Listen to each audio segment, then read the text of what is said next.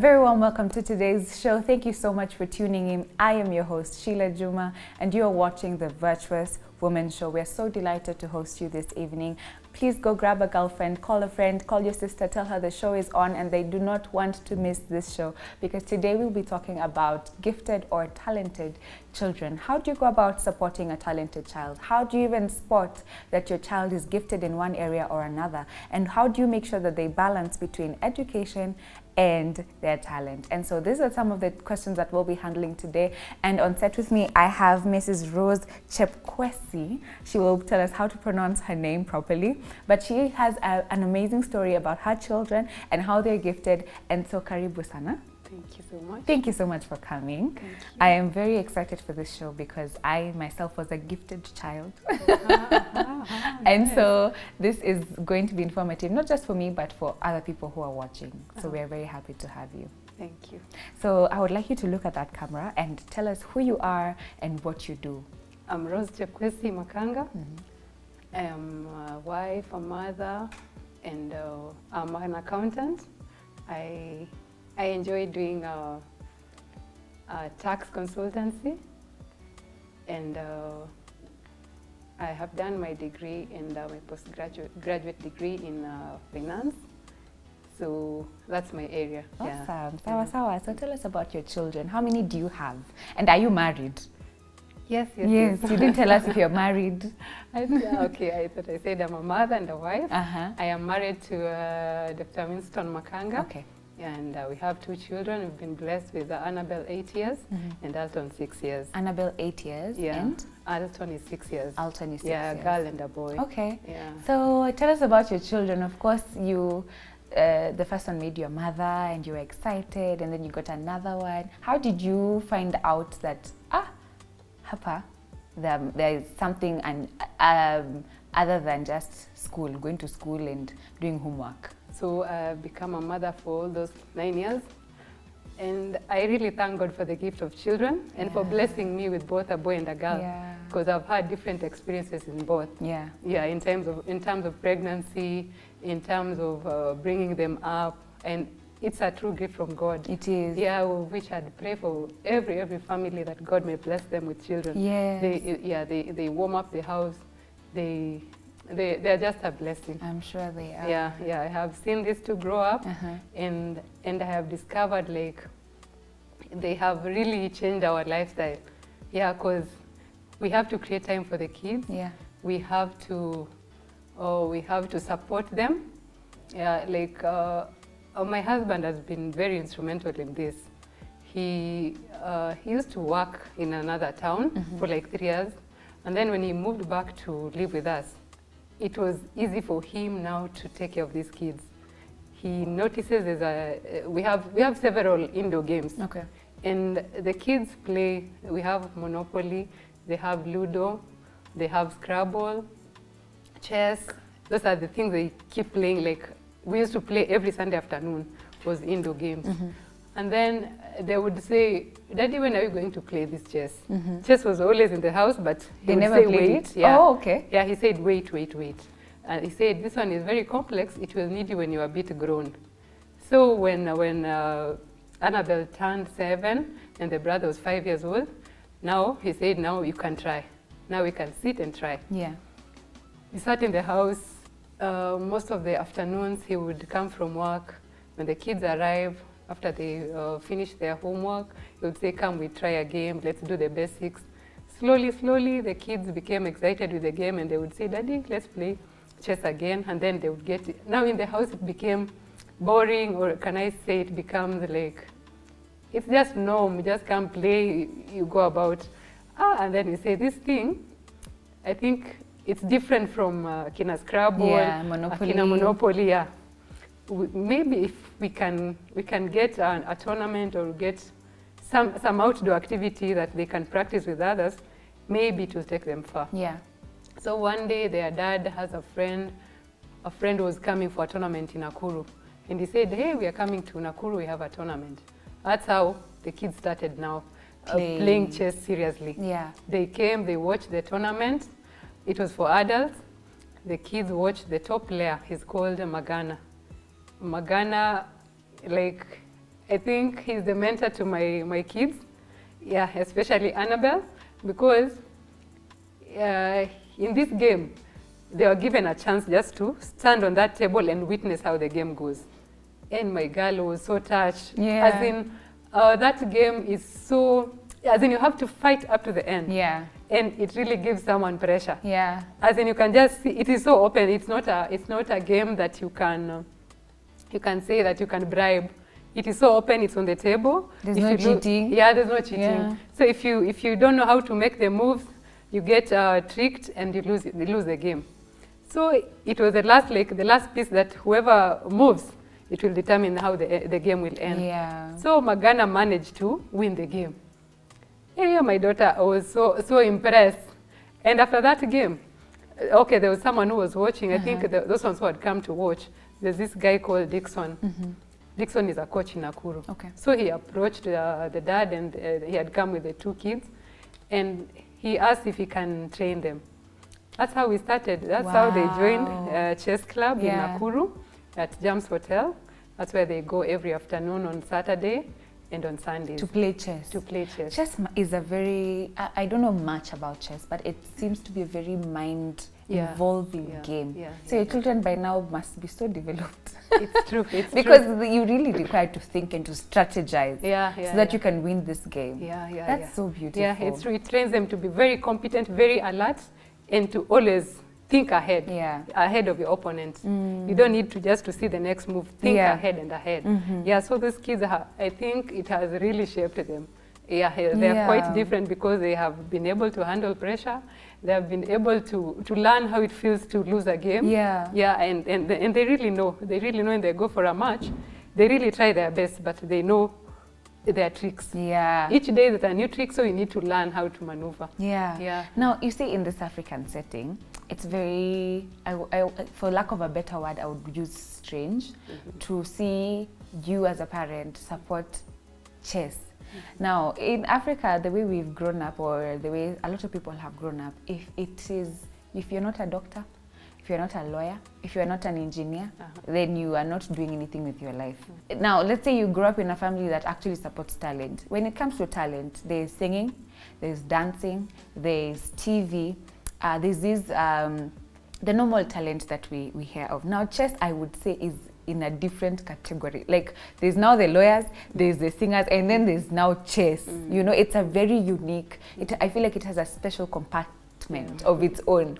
Why did you choose to support your children in this, and what importance did you see in supporting them at such a young age especially? I've noticed chess helps in their brain development. They really know how to judge situations. They think outside the box. It really helps them. It sharpens the mind. So I believe a chess player must be sharp. Yes, because you can't just sleep around, not even practice. It needs practice, like not even one game in a day. It needs it to be practicing like all the time. As in, it needs it to be on tabs all the time. And I noticed this kid, it has really helped them.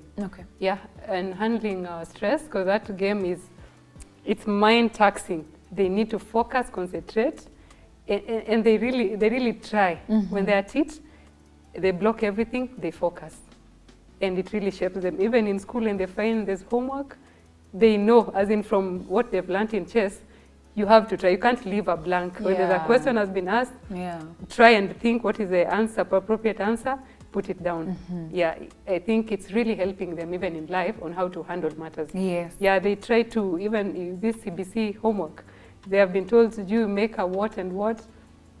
They try. It helps their mind growing. To navigate through those things. Most people say it's for the rich people. Oh, wow. We've had these comments when people see chess, they're like, which game is that? I know, I think it's not for everyone. Most people understand the games that they see, like maybe football, maybe skating. Or now when you say chess, you need to invest in a chessboard and attending these tournaments. Not most schools have it. So you have to go out of your way as a parent. Because that is how our kids are faring on. We decided we'll support them because we saw, like, they're able to concentrate, they're able to hold the pressure. So we support them. We said, okay, there's a tournament upcoming tournament where in Nairobi we'll travel. Wow. Yeah, we have to travel as a family. That's quite the commitment. Yeah. You can imagine. Yeah. You have to go, you sleep over because we don't live in Nairobi, so we have to travel over, sleep, for the following day, prepare them very early for the tournament, and then come back. The tournament normally ends around after 6 or around 8 p.m. So we can't drive back. Yes. We have to rest there. On Sunday, drive back. So you talking about these tournaments, your children participated very recently in a tournament. Tell us about this tournament and what that meant for your children.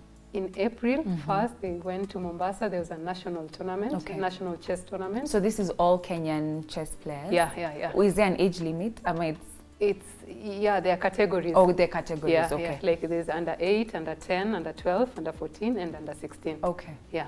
So, they have rounds that they play games. Like in Mombasa, they had like 8 rounds. So they're able to select the best student in all these rounds, the one who will not lose a game. So my kids went to Mombasa, a national tournament. It had, the turn-up was, it was maximum. Oh, people came? People came. Nairobi, the weather is okay, but now in Mombasa, you can imagine you already have that pressure of a tournament, and it's a national tournament. You have to win, because we had really prayed about it. We were praying for a win. We were like, God, people have shined. It's our time. Please allow us to shine. Yeah, and the kids went there. They gave their very best. And we thank God Annabelle was able to become #1. In the whole of Kenya? In the whole of Kenya, wow. under 10 girls category. So she will represent Kenya in Zambia. Wow. Makofi kwake. Beautiful. Congratulations to her. Thank you. And she's going all the way to Zambia to now the African tournament. Now, as they were playing or in that tournament, were there any challenges that they faced? A lot. Yes. A lot. Because the weather itself. Yes. I could see they were in shorts, but still they were sweating. And the room was, they had so many, the turn-up was too high.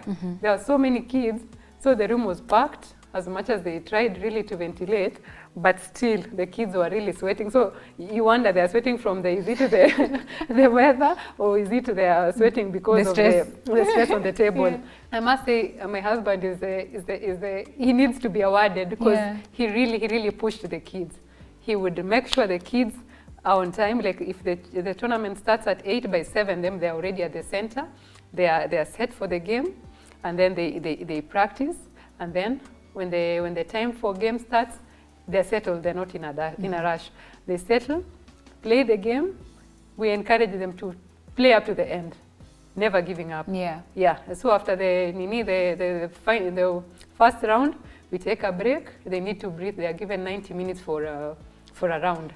One game takes 90 minutes, but it depends with the opponent. At times it takes like 20-30 minutes, someone is out. Some people fight up to the last minute, they almost like the third hour. They're still seated. So we told them, try your best because we've come here to win. And they really tried. And I'm impressed that as much as the brother, he lost 2 games, but he saw from the sister the joy that comes with winning. So he's also prepared for the next one. He will fight up to the end and make sure he also comes home with #1. Because now he sees the sister is going to Zambia. He also wishes next time both of them win and go.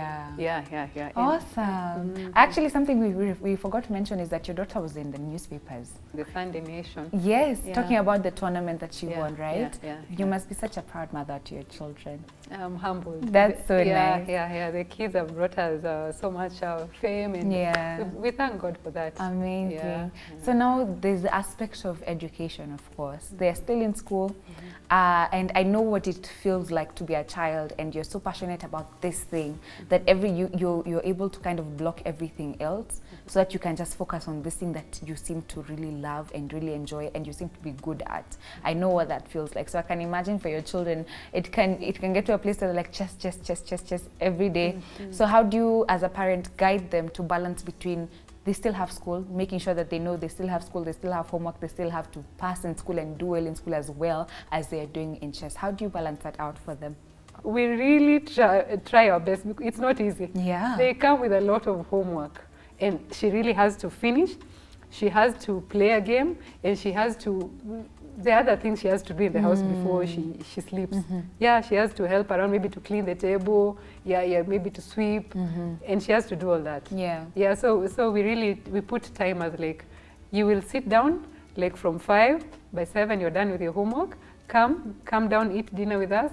After that, clean the table, relax a bit. By 8, do a game with daddy. By 8:30 we're done. We have our evening prayers. By 9 they're in bed. Yeah. So by 6 they're awake.